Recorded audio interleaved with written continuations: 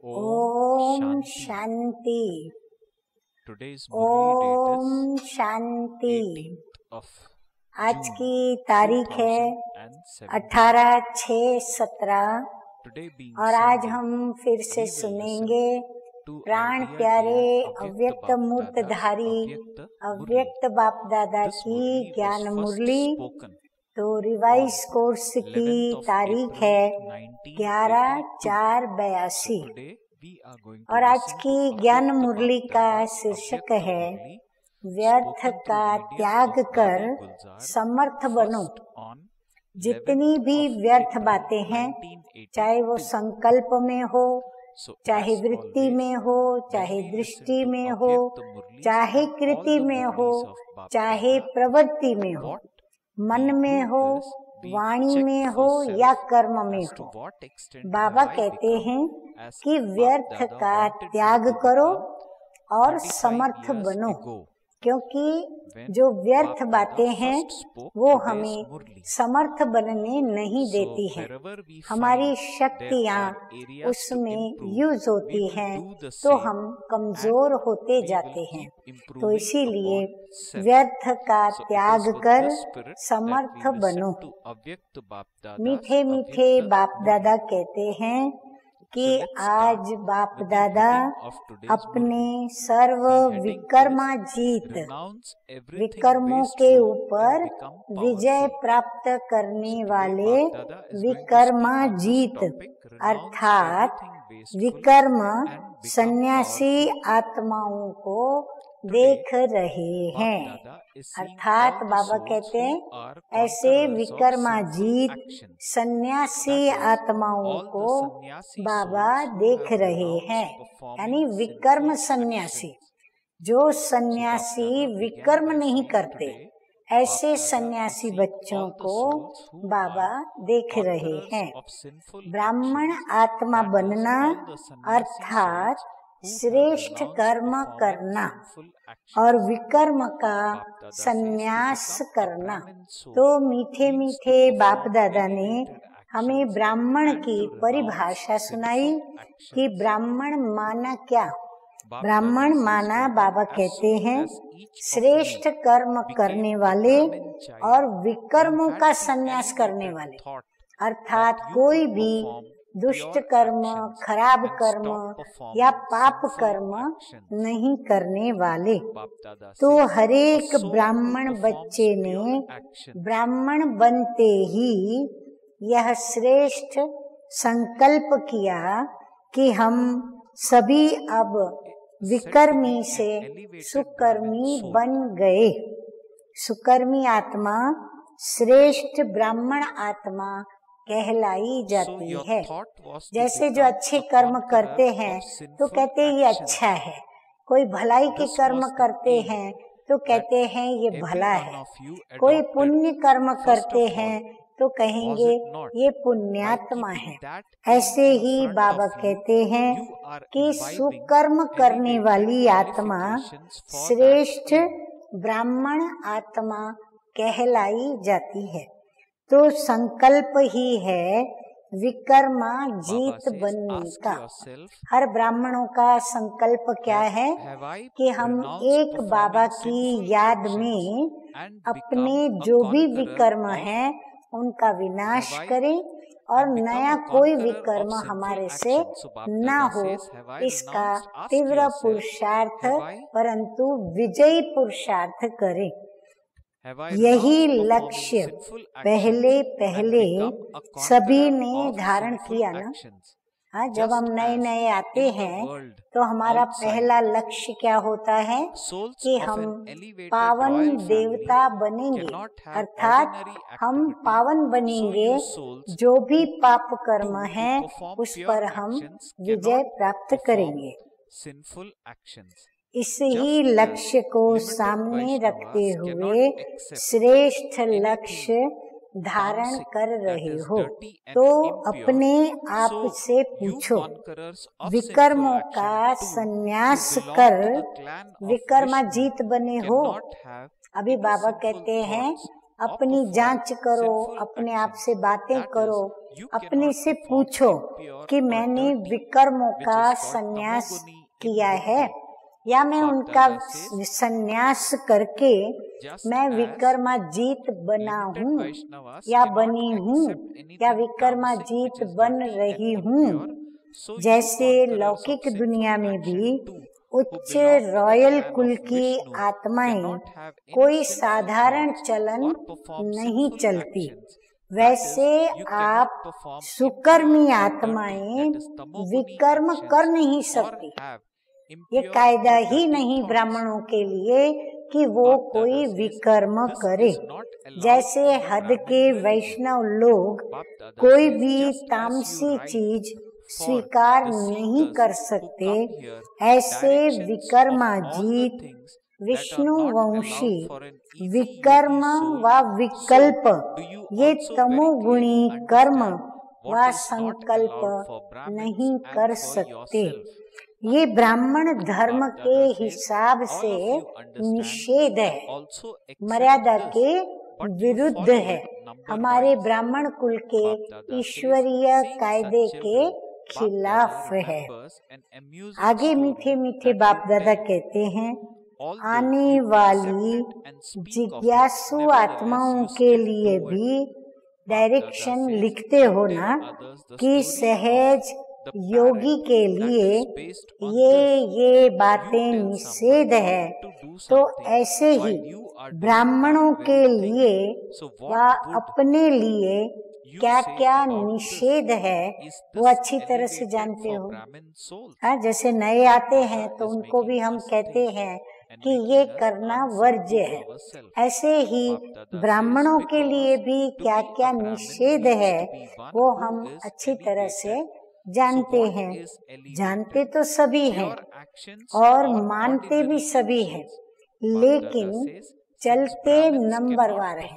बाबा कहते हैं मानते सभी हो, जानते भी सभी हो, परंतु फिर भी सभी नंबरवार उस पर चलते हैं।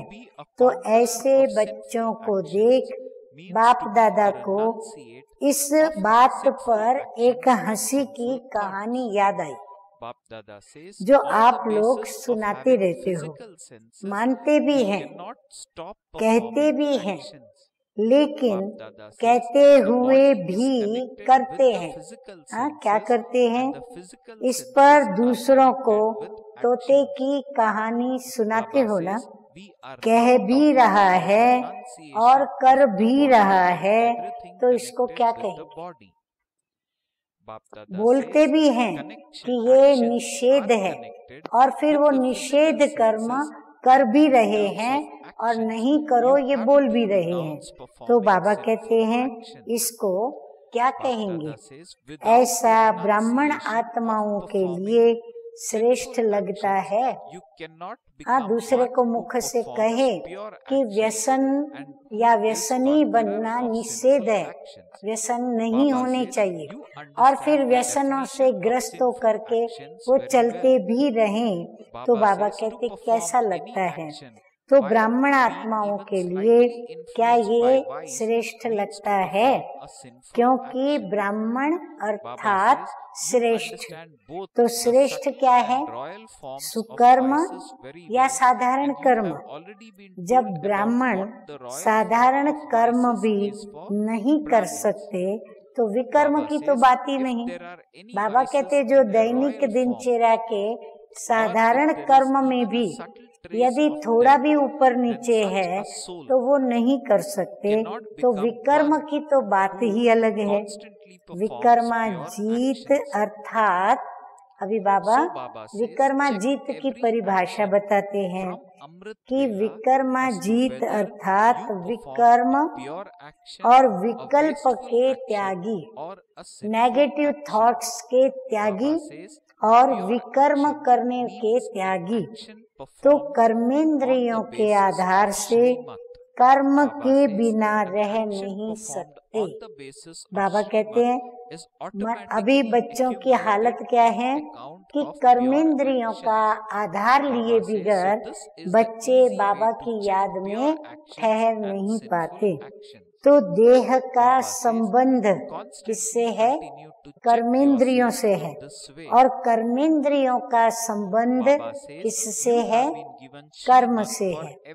तो ये देह और देह के संबंध के त्याग की बात चल रही है। बाबा तुम बच्चों को देह और देह के संबंध के त्याग करने की बातें बता रहे हैं। कर्मेंद्रियों का जो कर्म के साथ संबंध है, हर कर्मेंद्रिय को अपना अपना कर्म मिला हुआ है। कानों को सुनने का, आँखों को देखने का, मुख को बोलने का, आदि आदि। तो कर्मेंद्रियों का जो कर्म के साथ संबंध है, उस कर्म के हिसाब से विकर्म का त्याग। हम देखते हैं, पर हम जो बुरा देखते हैं या हम विकारी दृश्य देखते हैं या देह अभिमान बढ़े ऐसे दृश्य देखते हैं, तो बाबा कहते हैं कर्म के हिसाब किताब अनुसार ऐसे विकर्मों का त्याग करना जरूरी है। विकर्म के त्याग के बिना सुकर्मी व विकर्माजीत बन नहीं सकते। अब हमें क्या धारणा करनी पड़े कि हमें ये जो हमारी विषयी विकारी दृष्टि, चलो वो दृष्टि वृत्ति नहीं तो देह अभिमान की वृत्ति और दृष्टि, तो बाबा कहते हैं जब तक उसका त्याग नहीं किया और उसके एवज में हमने आत्मा आत्मा भाई भाई की दृष्टि से एक पिता की संतान आपस में एक दो को नहीं समझा तो विकर्म हो जाएगा। तो बाबा कहते हैं कि विकर्म के त्याग के बिना सुकर्मी व विकर्माजीत बन नहीं सकते।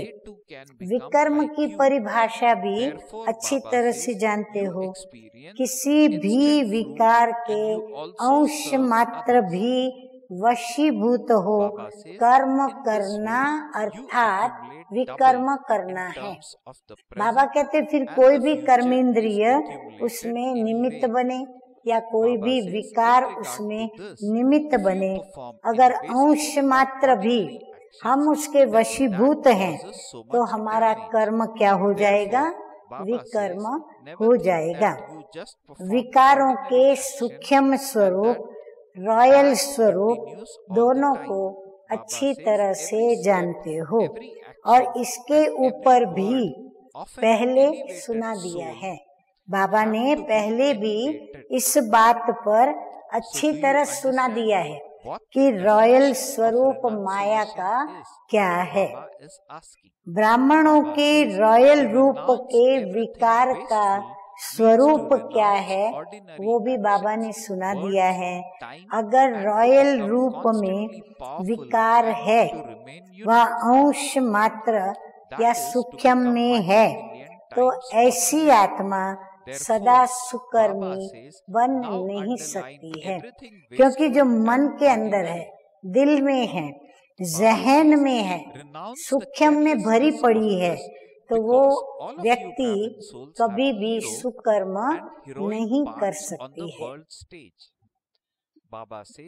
आगे मीठे मीठे बाप दादा कहते हैं कि अमृत वेले से लेकर हर कर्म में चेक करो। बाबा कहते खाली एक ही टाइम बैठ के चेकिंग नहीं करो, अमृत वेले से लेकर रात्रि तक हर कर्म को चेक करो कि सुकर्म किया व व्यर्थ किया या व्यर्थ विकर्म भी हुआ। सुकर्म अर्थात श्रीमत के आधार पर कर्म करना। श्रीमत के आधार पर किया हुआ कर्म स्वतः ही सुकर्म के खाते में जमा हो जाता है।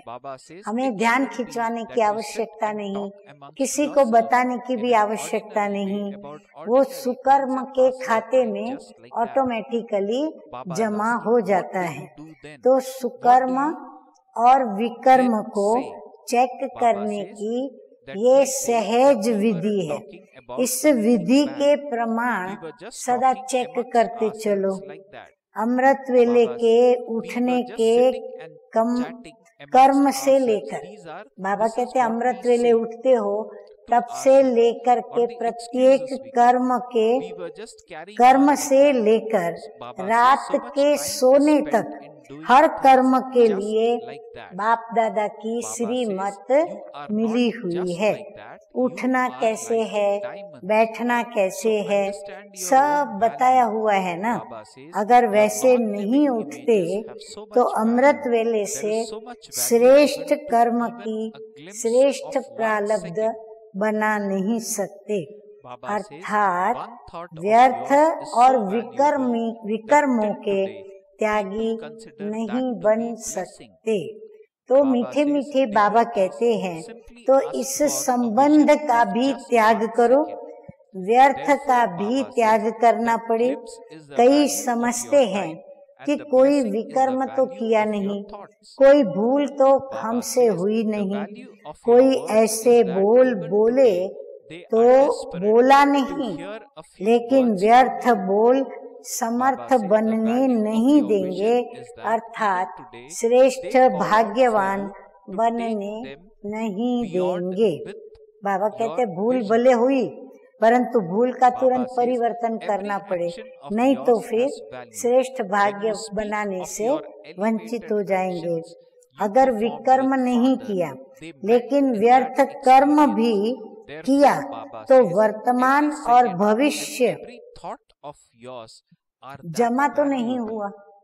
बाबा कहते कई व्यर्थ कर्म नहीं करते या फिर व्यर्थ जो कुछ भी अभी दैनिक दिनचर्या में करना है वो नहीं करते, तो क्या होता है? बाबा कहते हैं उनका जमा खाता नहीं बढ़ता है। श्रेष्ठ कर्म करने से वर्तमान में भी श्रेष्ठ कर्म का प्रत्यक्ष फल खुशी और शक्ति की अनुभूति होगी। अगर अभी हम श्रीमत पर श्रेष्ठ कर्म करेंगे तो हमारे श्रेष्ठ कर्म का हमें प्रत्यक्ष फल मिलेगा और शक्ति की, सर्वशक्तिमान की शक्ति की हमें अनुभूति होगी।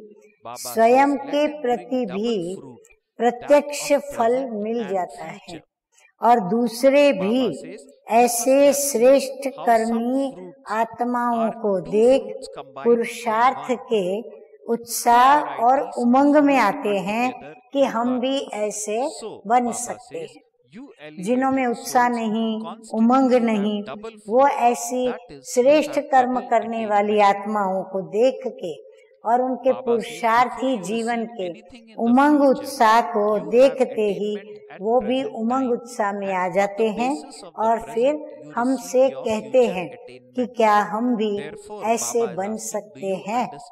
तो अपने प्रति प्रत्यक्ष फल और दूसरों की सेवा। तो बाबा कहते हैं हिसाब से देखो तो डबल जमा हो गया और वर्तमान के हिसाब से भविष्य तो जमा हो ही जाता है। इस हिसाब से देखो कि अगर व्यर्थ साधारण असाधारण कर्म भी किया तो कितना नुकसान हुआ। उसको समझ उतनी है तो वो कर नहीं पाएगा। तो ऐसे कभी नहीं सोचो कि साधारण कर्म किया, ये तो होता ही है। श्रेष्ठ आत्मा का तो हर कदम श्रेष्ठ, हर कर्म श्रेष्ठ, हर बोल उसका श्रेष्ठ होगा। बाबा कहते कोई ऐसा न समझे कि हम व्यर्थ तो करते नहीं, हम श्रेष्ठ करते हैं, समर्थ करते हैं, तो भी हम स्वयं को व्यर्थ से समर्थ में लाने के लिए साधारण कर्म भले करें, परंतु अंदर ही अंदर किसकी याद में वो कर्म करें? एक मीठे मीठे बाबा की याद में करें। तो बाबा कहते हैं श्रेष्ठ आत्मा का हर कदम श्रेष्ठ पड़ेगा, हर कर्म श्रेष्ठ करेगा और बोल भी उसके सदैव मीठे मधुर मध जैसे होंगे। तो समझा त्याग की परिभाषा क्या हुई?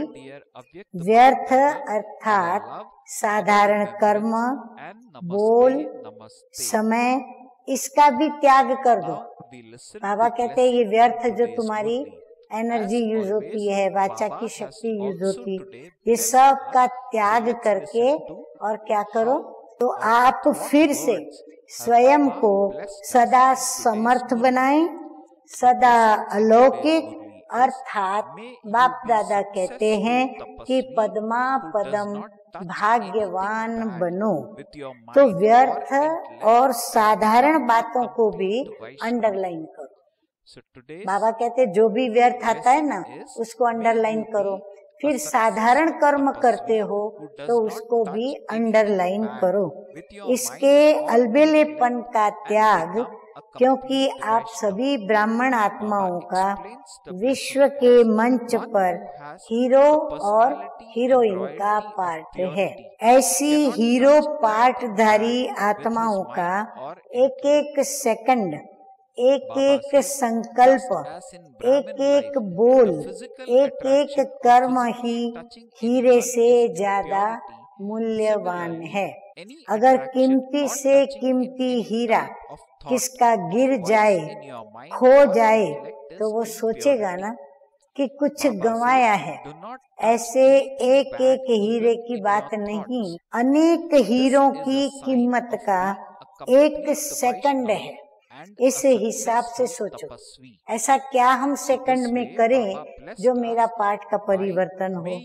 ऐसे नहीं कि साधारण रूप में बैठे बैठे बात करते करते समय बिता दो, फिर क्या कहते हो कोई बुरी बात तो मैंने नहीं की।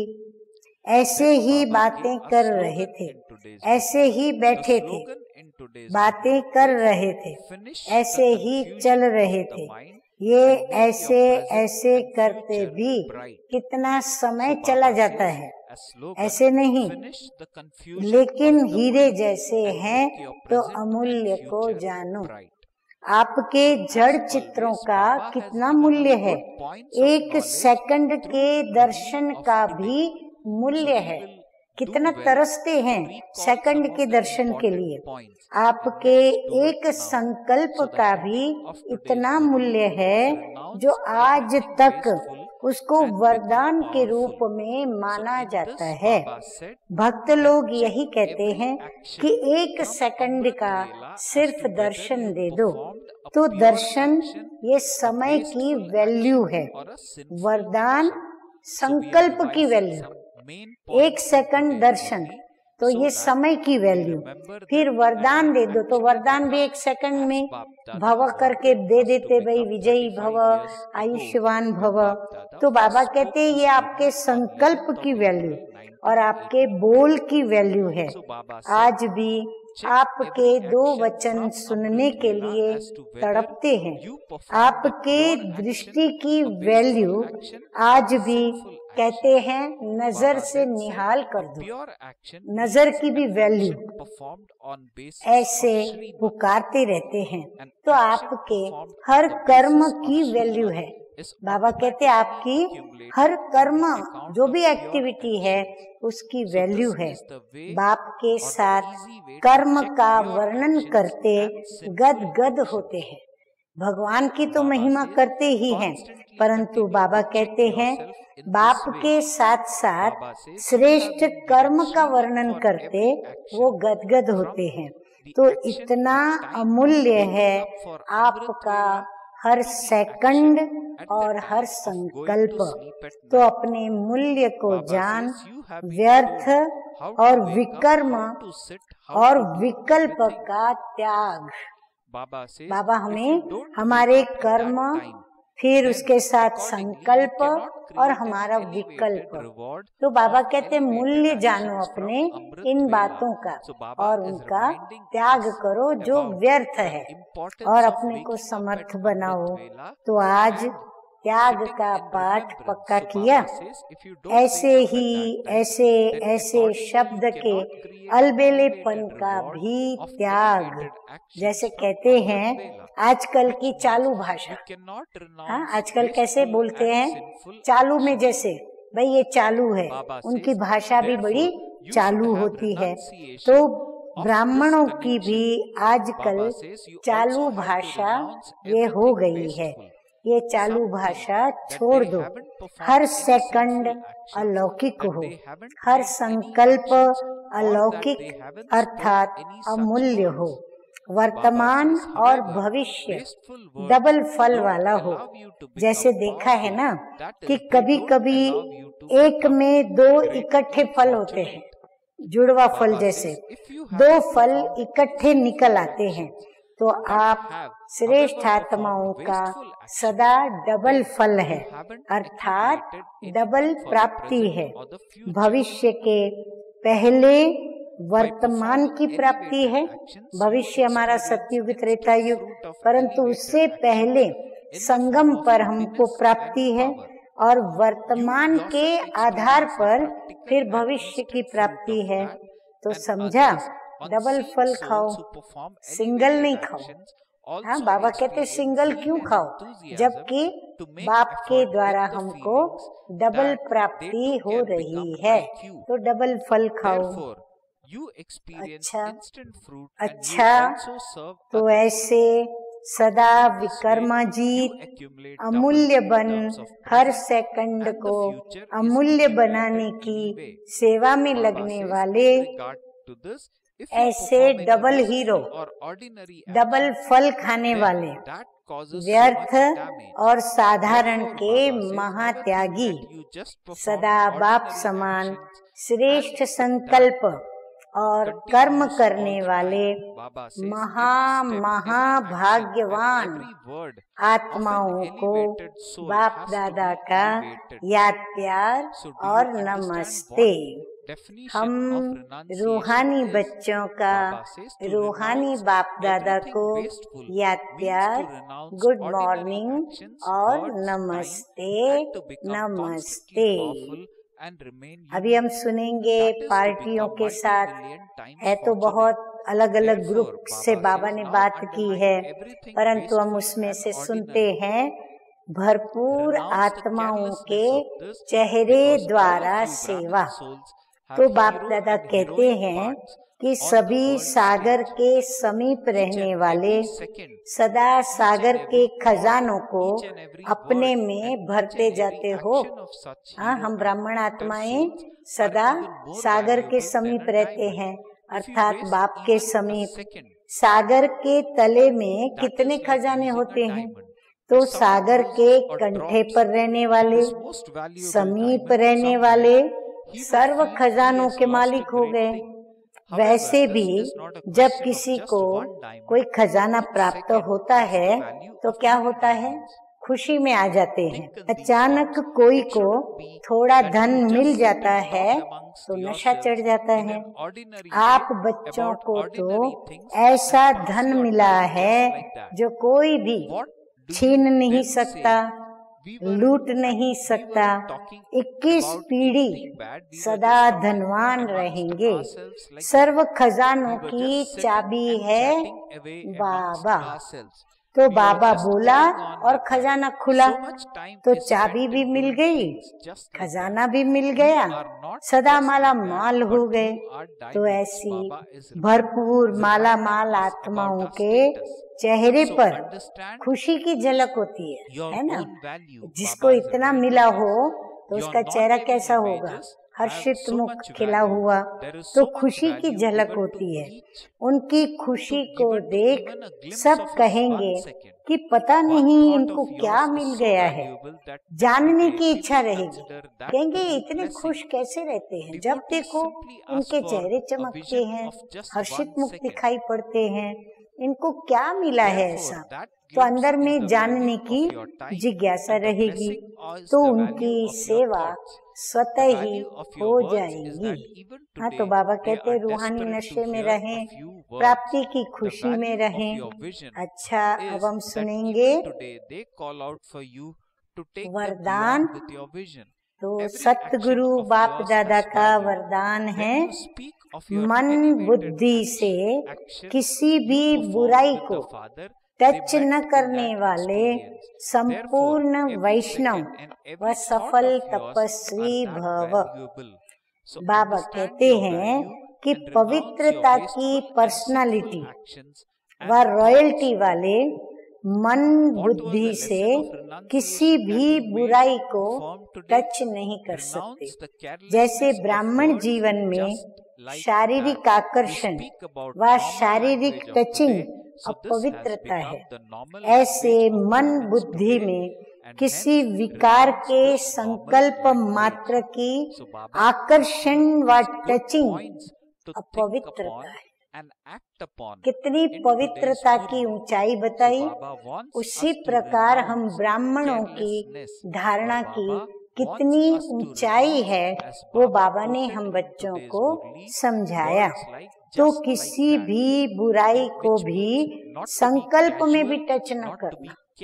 बाबा कहते मन के संकल्प में भी किसकी बुराई का विचार न चले, यानी संकल्प में भी किसकी बुराई को टच नहीं करना। यही संपूर्ण वैष्णव व सफल तपस्वी की निशानी है।